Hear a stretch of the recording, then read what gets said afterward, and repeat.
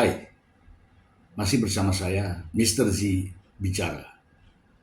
Tentu saja bicara tentang kebenaran berdasarkan fakta, data, dan realita. Terkait gugatan cerai yang dilakukan Mbak Imbong terhadap Paula Verhoeven di Pengadilan Agama Jakarta Selatan. Tadi malam saya sudah berkomunikasi ya dengan seorang ustadz ya, Moh Rifki Yulkipli ya, dari Cianjur. Beliau adalah seorang akademisi dan praktisi terkait dengan bidang hukum Islam, ya, bidang keagamaan lah ya. Dan beliau juga sebagai orang ya yang sudah seringkali berkiprah antara kegiatannya, aktivitasnya di bidang agama, termasuk diantaranya adalah pernikahan dan perceraian ya. Tadi malam ya, silakan teman-teman simak ya perbincangannya di video sebelumnya. Saya merasa kaget ya ketika Pak Ustadz menyampaikan kepada saya bahwa istri adalah pakaian daripada suaminya. Ketika istri melakukan hal-hal yang dapat menjatuhkan harkat dan martabat keluarga atau rumah tangga, itu tak lepas dari kesalahan suami. Dan disinggung juga bahwa ketika sang suami nekat atau tega membuka aib dengan menjelek-jelekan istri di kalayak atau di publik, itu mencerminkan sikap perilaku dari sang suami. Ini jelas ya disampaikan oleh Ustadz kita Haji Moh Rifki Yulkipli ya. Silakan teman-teman kunjungi di media sosialnya ya, ada di TikTok juga, dan saya juga sudah berhubungan secara langsung melalui sambungan pribadi. Beliau bersedia untuk bergabung terkait dengan live interaktif dan edukatif. Artinya beliau menerima semua pertanyaan-pertanyaan dan akan memberikan jawaban apapun terkait dengan permasalahan terkait dengan hukum Islam. Sebelum lanjut ke sana, saya masih ingin mengulik ya tentang Mbak Imbong ya. Ada dua berita ya. Yang pertama saya akan bacakan untuk Anda, lalu kita akan bahas dari sumbernya langsung ya. Ini dari Sindo News ya, Sindo News. Mbak Imbong siapkan 71 bukti sidang cerai lanjutan, dipastikan tidak ada rujuk.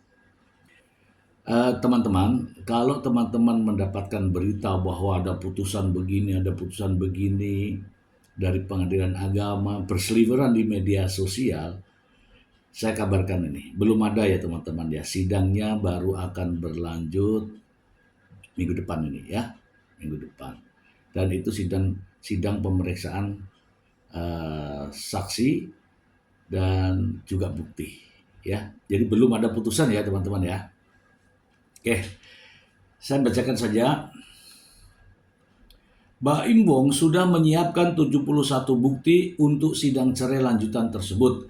Hal ini diungkapkan secara langsung melalui kuasa hukumnya Fahmi Bahmid. Dilansir dari Starpo Indonesia, Mbak Imbong diketahui memiliki puluhan bukti, kebanyakan berupa video. Kalau buktinya semua total hari ini menjadi 71 dan mayoritas buktinya adalah berbentuk video dan bukti tertulis. Kuasa hukum Baim ini mengungkapkan bahwa sidang lanjutan nanti Baim akan menyiapkan saksi dan ahli. Dia mengungkapkan alasan mengapa menyiapkan ahli, yaitu untuk memberikan pendapat mengenai persoalan yang sedang dihadapi pemilik nama lengkap Muhammad Ibrahim ini. Nah, selanjutnya sidang berikutnya adalah bukti dan saksi. Saya juga akan menghadirkan 3 ahli, ujar Fahmi Bahmid. Kita akan menghadirkan 3 ahli untuk memberikan pendapat terkait dengan persoalan yang saat ini terjadi. Aneh ya. Fahmi menjelaskan bahwa bukti video tersebut intinya Baim sudah menyampaikan secara detail mengenai bukti video yang sudah diberikan di sidang cerai lanjutan tersebut. Yang jelas Muhammad Ibrahim menyampaikan bahwa video ini terkait apa ya semua secara mendetail dia sudah sampaikan. Ini membagongkan.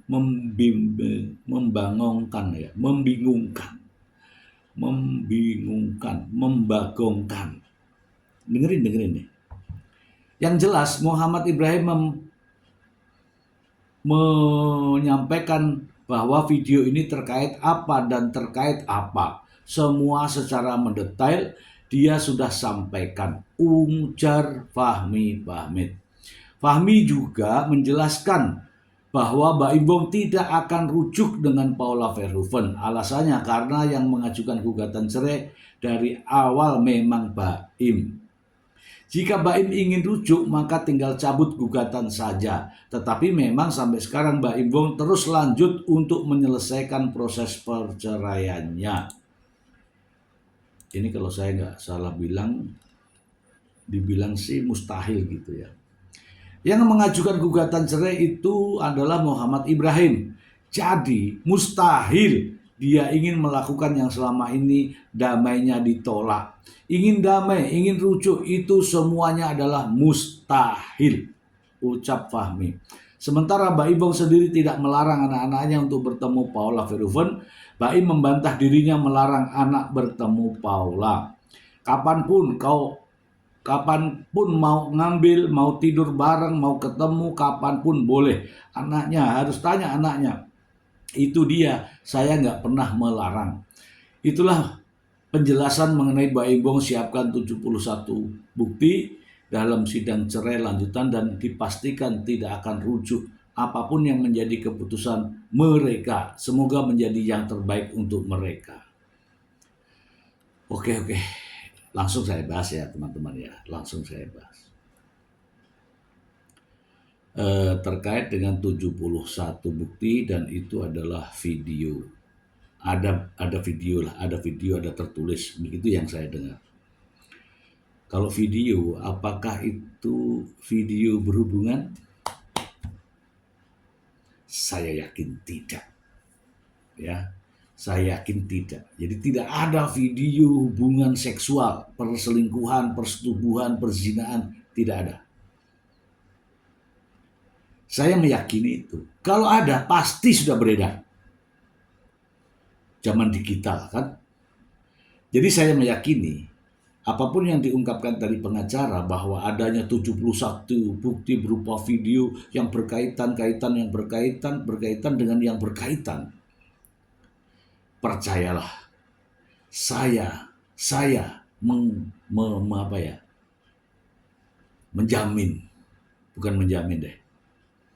menebak bahwa itu bukanlah video terkait dengan perselingkuhan, persetubuhan, perzinahan, dan seksual. Saya yakin tidak. Kalau ada itu sudah ramai. Oke. Terkait dengan tanggapan Baim Wong tentang larangan untuk melihat anaknya, membesuk anaknya, membawa anaknya. saya yakin di media manapun tidak akan Anda temukan kaitannya dengan larangan untuk membesuk melihat anak. Artinya untuk bertemu anak tidak ada larangan. Iya, tidak ada larangan. Artinya kan harus datang ke kantornya, kemudian sementara kantor itu banyak orang, kemungkinan begitu ya.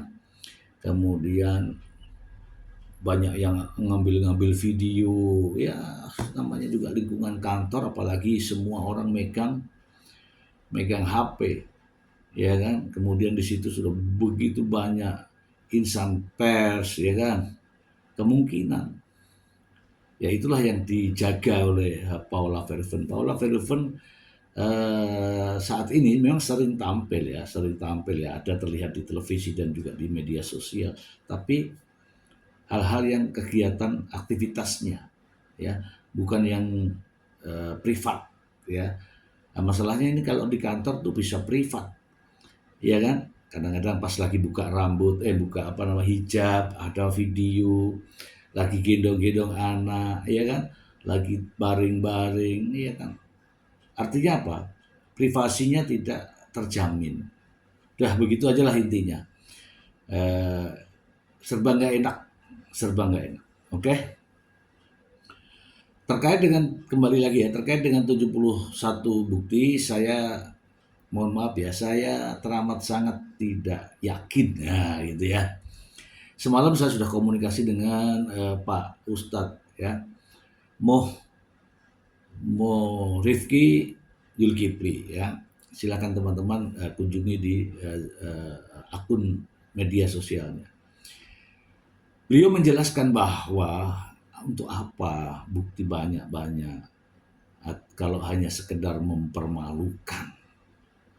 Intinya ada saksi, ya kan? Ada bukti sudah cukup. Artinya 2 saksi, bukti, ini disiapkan 10, dipublikasikan. 10 saksi dipersiapkan, 3 ahli dipersiapkan. Kemudian sudah ditambah 71 bukti itu masih kurang.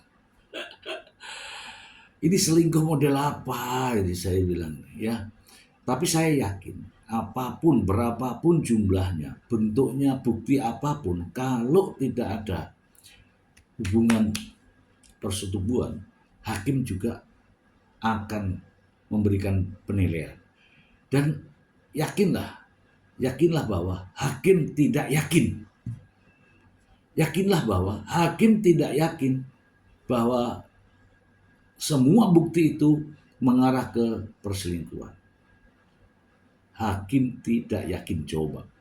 Ya, bukan persoalan kuantitas, tetapi persoalannya adalah kualitas. Kualitas saksi itu sendiri, kualitas bukti itu sendiri. Berapapun jumlah bukti, kalau kualitasnya rendah, kalau tidak memiliki nilai petunjuk, tidak memiliki nilai pembuktian, nah untuk apa? Gitu ya. Oke. Ini dari satu berita yang ini ya. Kita lanjut saja langsung tidak pakai jeda. Ya. Saya langsung bacakan dari sumbernya, no edit ya, no skip, no edit ini. Dari mana nih? Pikiran Rakyat. Sikap Paula Verhoeven jadi sorotan.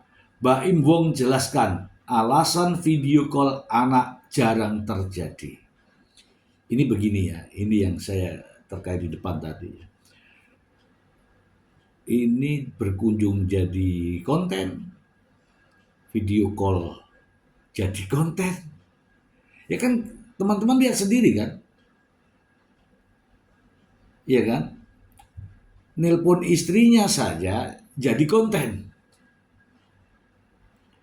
Video call istrinya jadi konten. Ini banyak. Itulah yang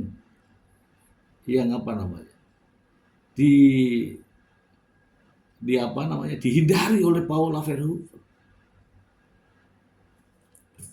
Video call istrinya jadi konten. Video telepon jadi konten. Dah, kita bacakan aja lah. Aktor Baim Wong kembali menjadi sorotan publik setelah mengungkapkan bahwa istrinya Paula Verhoeven jarang melakukan video call dengan anak-anak mereka. Hal ini diungkapkan Baim Wong saat ditemui di Pengadilan Agama Jakarta Selatan Rabu 4 Desember 2024. Dalam keterangannya, Baim mengaku heran dengan sikap Paula yang terlihat enggan untuk berkomunikasi dengan anak-anak mereka melalui panggilan video.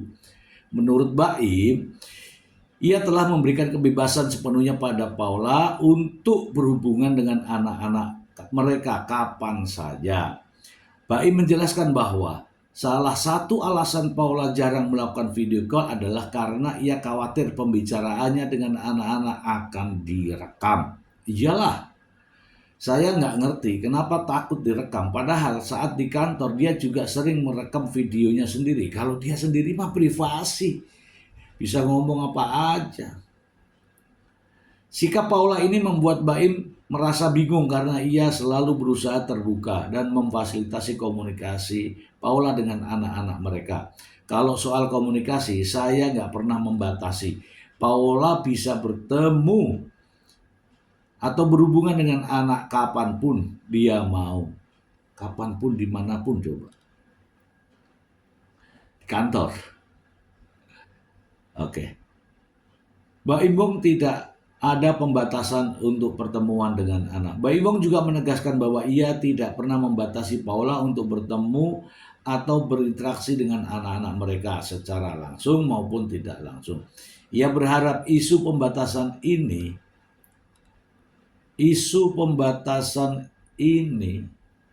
tidak berkembang menjadi spekulasi yang keliru di masyarakat. Saya ingin klarifikasi, jangan ada lagi pemberitaan yang menyebutkan saya membatasi Paula untuk bertemu anak-anak. Itu tidak benar. Saya selalu terbuka untuk Paula kapanpun dia ingin berkomunikasi. Meski tengah menjalani proses perceraian, Baim Wong menekankan bahwa ia ingin berhubungan antara dirinya dan Paula tetap berjalan baik, terutama demi kepentingan anak-anak mereka. Ia berharap proses hukum yang sedang berlangsung dapat segera selesai tanpa menciptakan konflik baru. Saya ingin semuanya baik-baik saja. Perceraian ini jangan sampai merugikan anak-anak. Saya ingin anak-anak tetap bisa mendapatkan kasih sayang dari kedua orang tuanya tanpa ada batasan imbuhnya. Oke, kita bahas di sini ya. Ini ada kata-kata yang kontra ini.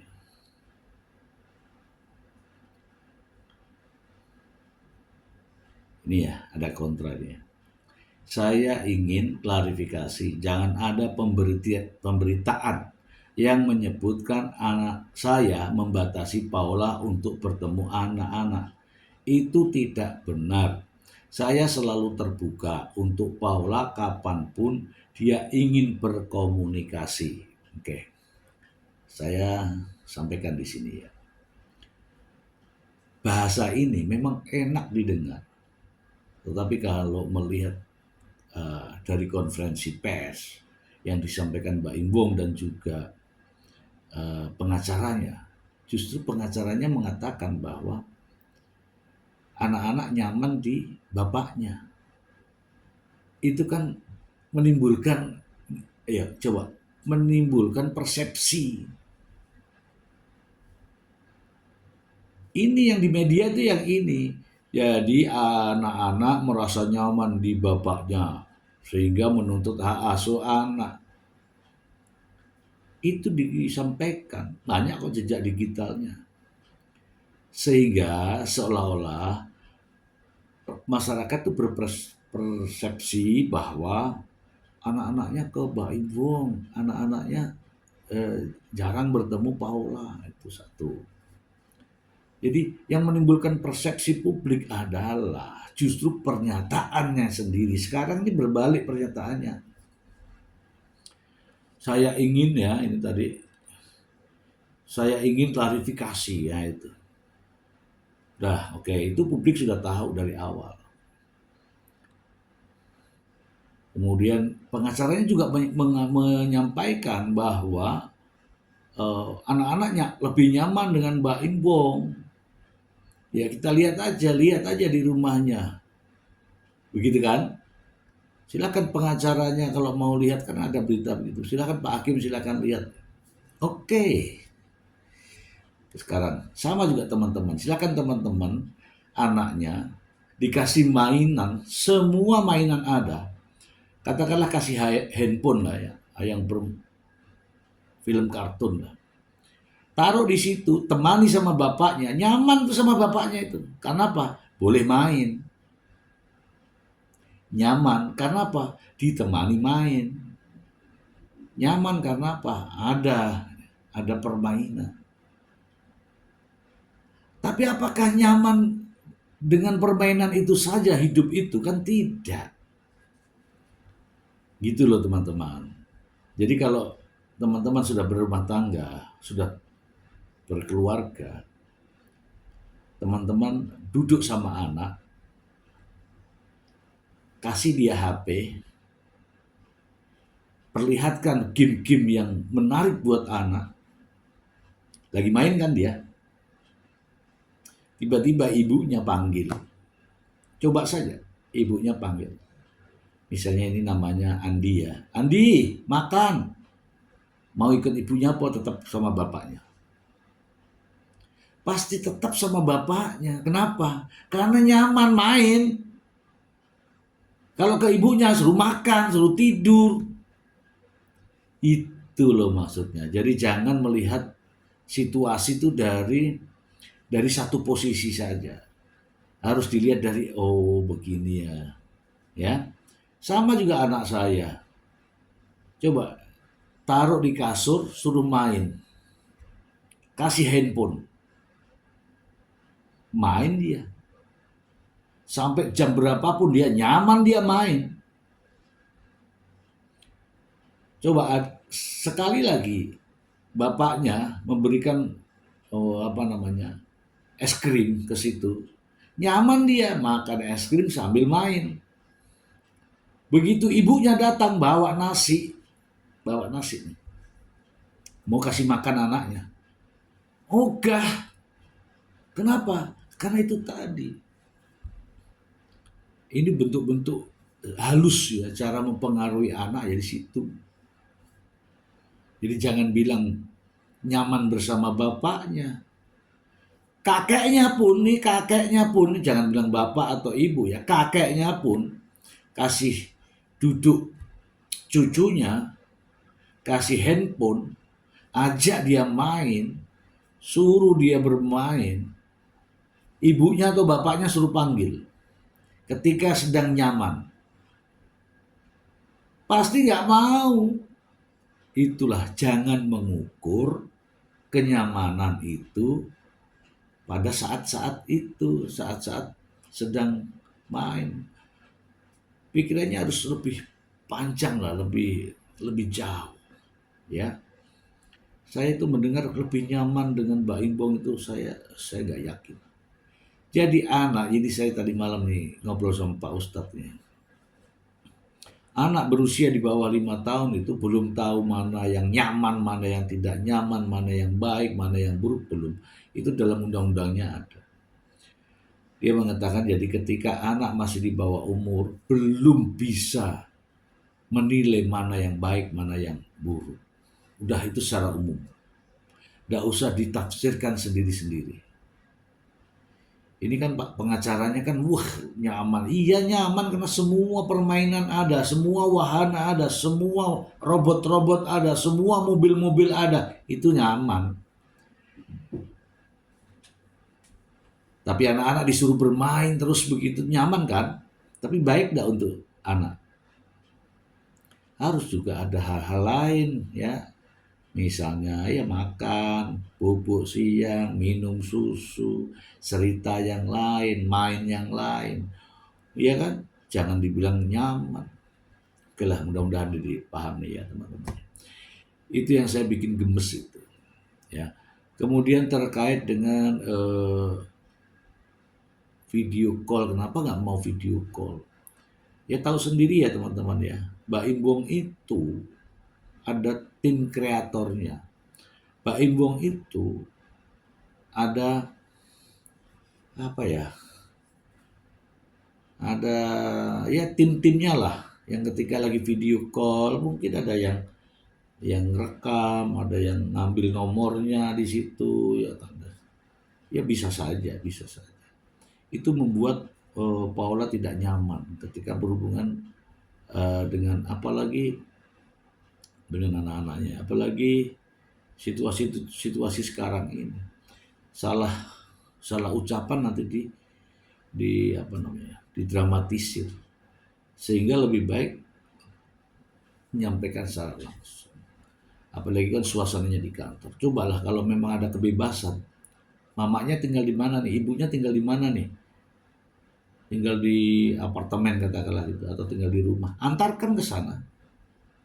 Main ya 3 hari sama mamahmu. Aman itu. Jangan disuruh nengok kayak orang-orang ini, nengok baru pulang, nengok baru pulang. Coba berikan 3 hari di rumahnya. Nanti Paula ngantar sekolah, lebih nyaman ke ibunya. Gitu ya, saya tadi malam live ya dengan Ustadz Muhrifki Yulkipli. Beliau adalah seorang akademisi dan praktisi juga, penasihat perkawinan juga. Beliau mengatakan bahwa anak-anak walaupun nyaman dengan bapaknya, tapi usianya membatasi dia untuk tidak ada pengecualian, bahwa anak itu belum bisa menentukan mana yang baik atau mana yang buruk. Sehingga layaknya anak di bawah umur ya, setelah bapak dan ibunya proses cerai, anak itu hak asuhnya jatuhnya ke ibunya, gitu ya. Dan menurut ini ahli loh, ini ahli hukum Islam loh. Dan semua hakim juga tahu. Aturannya seperti apa, hakim juga tahu. Jadi anak-anak yang masih di bawah umur belum bisa menentukan pandangannya mana yang baik, mana yang buruk. Sehingga membutuhkan kasih sayang seorang ibu, bukan ayah, ketika terjadi perceraian. Dan terkait dengan Paula Verhoeven dan Baim Wong, walaupun Baim Wong menghadirkan 70 bukti, 10 saksi, 3 saksi ahli, ini kan hanya untuk membuktikan apakah terjadi perselingkuhan atau tidak. Kalau dengan semua itu tidak membuktikan Paula Verhoeven berbuat selingkuh pada siapa itu bersama dengan Niko Surya itu, tudingan selingkuh akan hangus. Kalau masalah cerai karena sudah talak kan. Kalau pria sudah menalak kemudian di pengadilan itu cerai, tapi perselingkuhan itu tidak mudah untuk membuktikan. Saya yakin putusannya nantinya itu antara Baim Wong dan Paula Verhoeven sah cerainya. Antara hak asuh anak diserahkan kepada ibunya. Perselingkuhan tidak terjadi. Ya, itu prediksi saya. Entah berapapun buktinya, kalau tidak terjadi perselingkuhan yang ditudingkan ini kan hanya untuk menghalang-halangi terkait dengan hak asuh anak. Jadi perselingkuhan yang digembar-gemborkan ini, yang ditudingkan kepada Paula Verhoeven, hanya untuk menahan atau memperebutkan hak asuh anak. Selebihnya nggak ada. Kepentingannya tudingan selingkuh ini untuk menuntut hak asuh anak, bukan yang lain. Kata Ustadz saya ini bingung, ini cerai model apa ya sampai menghadirkan 71 bukti, ya kan, 10 saksi, apalagi ada ahli gitu. Kata Ustadz, ini aneh gitu ya, aneh. Saya juga sudah bilang bahwa dengan menghadirkan 71 bukti tidak akan membuktikan perselingkuhan, justru membuktikan bahwa Mbak Imbong sedang panik. Semoga bermanfaat.